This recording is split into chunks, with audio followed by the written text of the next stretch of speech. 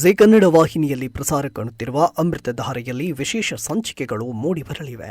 ಭೂಮಿಕಾಳ ಪ್ರೀತಿ ತುಂಬಿದ ಅಕ್ಷರಗಳಿಗೆ ಪುಸ್ತಕ ರೂಪ ನೀಡಲು ಗೌತಮ್ ದಿವಾನ್ ನಿರ್ಧಾರ ಮಾಡಿದ್ದಾರೆ. ಅಮೃತಧಾರೆ ಸೀರಿಯಲ್ನಲ್ಲಿ ಶಕುಂತಲಾ ಮತ್ತು ಜಯದೇವ್ ಸೇರಿ ಗೌತಮ್ ಭೂಮಿಕಾ ವಿರುದ್ಧ ಸಂಚಲನ ರೂಪಿಸುತ್ತಿದ್ದಾರೆ.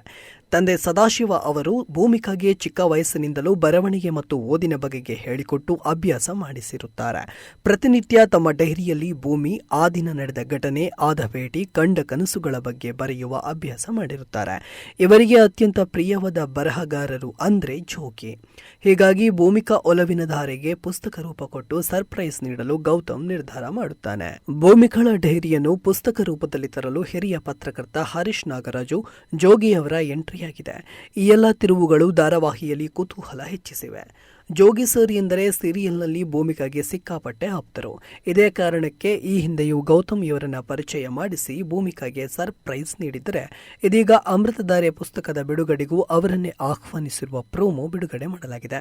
ಇನ್ನು ಸೀರಿಯಲ್ ವಿಷಯಕ್ಕೆ ಬರುವುದಾದರೆ, ಗೌತಮ್ಗೆ ಏನೋ ಕಾಯಿಲೆ ಇರುವಂತೆ ತೋರಿಸಲಾಗಿದೆ. ಆಫೀಸ್ನಲ್ಲಿ ಗೌತಮ್ ತಲೆ ಸುತ್ತಿ ಬಿದ್ದಿದ್ದಾನೆ. ಇದನ್ನು ನೋಡಿ ಆನಂದ್ ಚಿಂತಾಕ್ರಾಂತನಾಗಿದ್ದಾನೆ. ಈ ವಿಷಯವನ್ನು ಅವನು ಭೂಮಿಕಾಗೂ ಕೂಡ ತಿಳಿಸಿದ್ದಾನೆ. ಭೂಮಿಕಾ ಕೂಡ ಪತಿಯ ಆರೋಗ್ಯಕ್ಕೆ ಏನಾದರೂ ಆಗಿರಬಹುದಾ ಅಂತ ಅವಳು ಆಲೋಚನೆ ಮಾಡಿದ್ದಾಳೆ. ಜನಪ್ರಿಯತೆ ಪಡೆದ ಅಮೃತಧಾರೆ ಮುಕ್ತಾಯದ ಹಂತ ತಲುಪಿದೆ ಎನ್ನಲಾಗಿದೆ.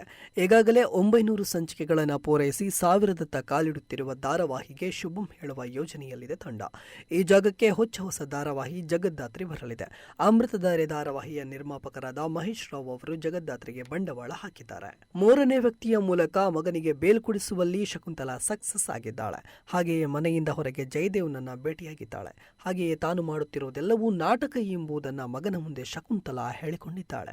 ಇದರಿಂದ ಇಷ್ಟು ದಿನ ಟ್ವಿಸ್ಟ್ ಆಗಿ ಕಾಯುತ್ತಿದ್ದ ಸೀರಿಯಲ್ ವೀಕ್ಷಕರಿಗೆ ಖುಷಿಯೊಂದು ಕಡೆಯಾದ್ರೆ, ಸೀರಿಯಲ್ ಮುಗಿದಿಲ್ಲ ಅಂತ ನಿಟ್ಟುಸಿರು ಬಿಟ್ಟಿದ್ದಾರೆ. ಅಮೃತಧಾರೆ ಧಾರಾವಾಹಿ ಜೀ ಕನ್ನಡ ವಾಹಿನಿಯಲ್ಲಿ ಪ್ರಸಾರ ಕಾಣ್ತಾ ಇದೆ. ಛಾಯಾ ಸಿಂಗ್ ಭೂಮಿಕಾ ಎನ್ನುವ ಪಾತ್ರದಲ್ಲಿ ಕಾಣಿಸಿಕೊಂಡಿದ್ದಾರೆ. ಈ ಧಾರಾವಾಹಿ ಜೀ ಕನ್ನಡ ವಾಹಿನಿಯಲ್ಲಿ ಸೋಮವಾರದಿಂದ ಶುಕ್ರವಾರ ಸಂಜೆ 7 ಗಂಟೆಗೆ ಪ್ರಸಾರ ಕಾಣ್ತಾ ಇದೆ.